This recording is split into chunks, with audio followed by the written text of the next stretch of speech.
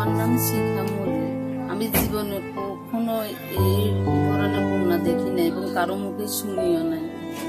প্রথম অবস্থা যখন ঘরে পানি ঢুকছে, যতটুকু পর্যন্ত পাচ্ছি চেষ্টা করি ঘরের মধ্যে এক খাটের নিচে 5টা করে দিয়েছি, খাটের উপরে বসে রয়েছি। এরপরে যখন খাটের উপরে উঠে গেছি, আর তো থাকা সম্ভব না। এক গলা পানি দিয়ে স্বামী আর 2 ছেলেরে নিয়ে আরেক বাড়িতে চলে গেছি।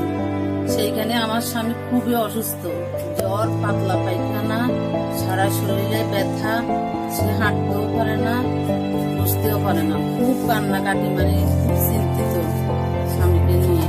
রাতের বেলা ওরা নৌকাত করে আসি, কিছু জিনিস দিচ্ছে, ওগুলো আমরা খাইছি। এরপরে আর 10 দিন পরে ঘরে আসি, দেখি যে ঘরের মধ্যে কোনো কিছু জিনিসই নাই। সব ধান, চাল, ছেলেদের বই, কাপড় চোপড় সব নিচে নষ্ট হয়ে গেছে। ঘরের টিনগুলো সব স্রোতে ছুঁড়ে ফেলছে। এরপরে এটা জোরে দিয়ে ছেলেরা, আমি সকাল সহযোগিতা করি, এটা কোনো রকমে মেরামত করছি। মেরামত করি এখন ঘরের কোনো রকমে আপনার পরিষ্কার করি। এখন ঘরের মধ্যে আমরা থাকি, আর যে যা দেয় এটা নিয়ে আমরা এখন জীবনযাপন করতেছি।